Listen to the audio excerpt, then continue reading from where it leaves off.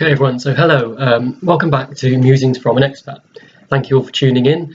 Today I want to bring you the second video in my Conservative Mismanagement series. So today I'm going to talk to you about three huge infrastructure projects that are happening in the UK. Hinkley Point C, Heathrow Expansion and HS2. Now it doesn't matter whether you agree or disagree with these projects, I simply want to make the point that this Conservative government has totally mismanaged these projects and frankly failed to consider them properly for various different reasons. So let's get into it. So whether you think that Hinkley Point C is a good or bad idea, the way that it's been dealt with to me does not show strong and stable leadership. It indicates to me muddled and inconsistent thinking, which has ended up prioritising a flagship policy over financial certainty.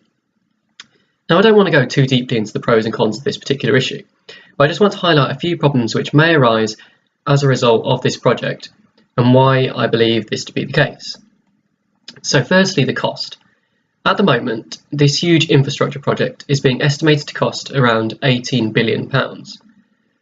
Some of this will come from the UK government.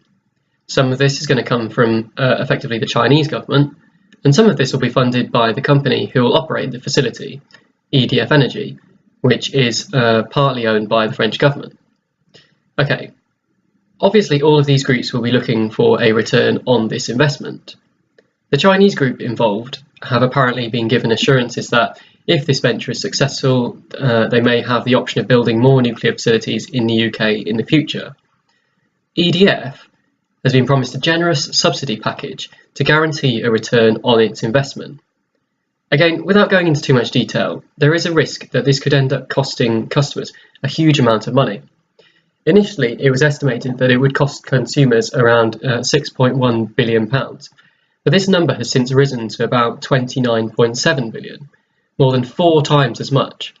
This obviously depends on future wholesale energy prices. There's also the question of possible cost overruns.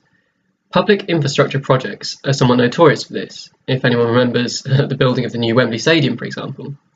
If this project proves to be more expensive, it's not clear who's going to foot this greater bill. Secondly, timing. So comparable nuclear infrastructure projects have in the past hit significant delays. Indeed, Hinkley Point itself was originally meant to start providing energy to customers this year, but is now estimated that this is going to be delayed until 2025. Just like balancing of the budget, deadlines are pushed further and further back.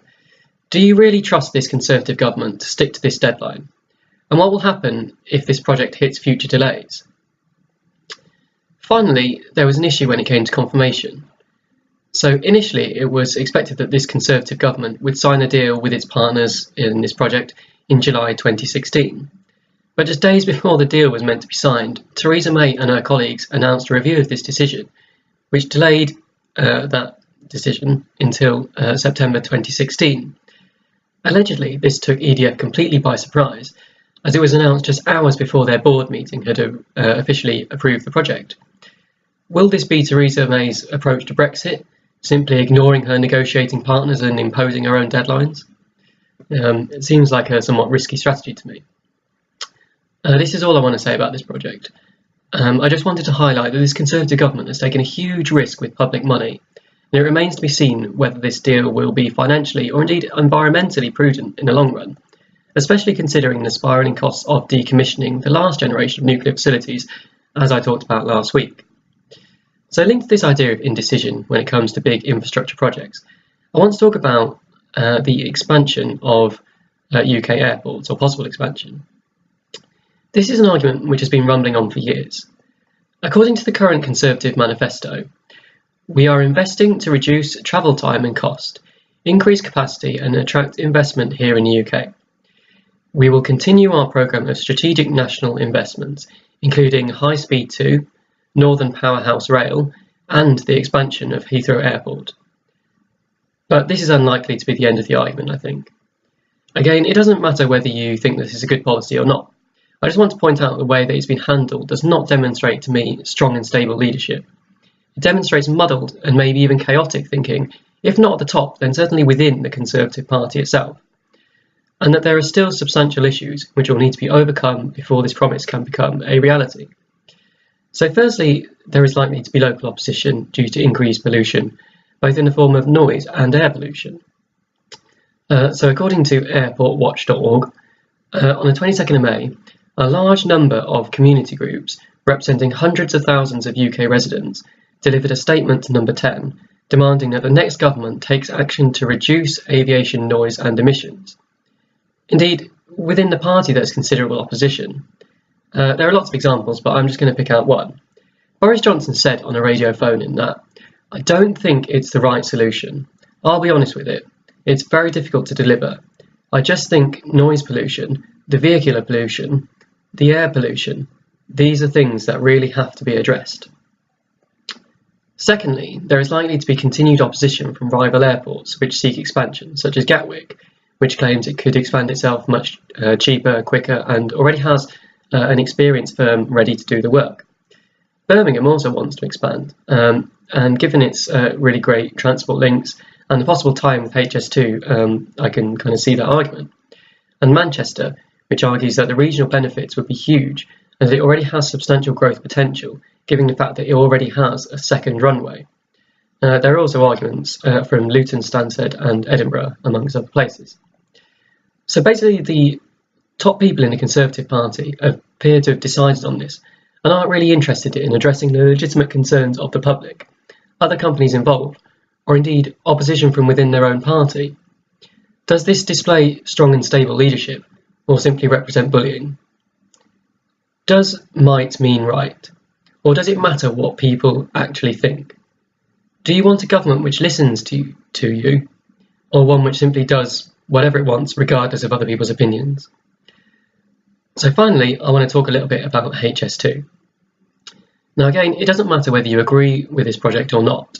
The point that I want to make is that this current government, despite mentioning it in their manifesto, seem hugely divided on the issue. So it's reported that Theresa May has faced substantial opposition from her own MPs, many of whom represent constituencies through which HS2 is meant to go.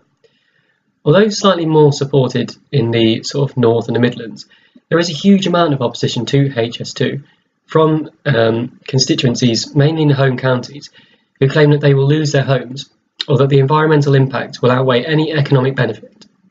This raises the question of what exactly are the economic benefits? Well, obviously it's a bit difficult to predict, but it's been claimed in a government report that for every £1 spent on building HS2, there will be raised about £2.50 in added economic growth. On the other hand, this figure has been questioned by the National Audit Office, and there's also a question of where this growth will occur. There's also a question of how much a ticket on this line will cost. So no figures have been published yet, but critics claim tickets will be prohibitively expensive and only available to kind of business customers and rich people. So overall, whether you are for or against HS2, I think that we'd all agree that the government has not really done a very good job of communicating to people the benefits of this scheme, and therefore have been unable to convince people of its merit.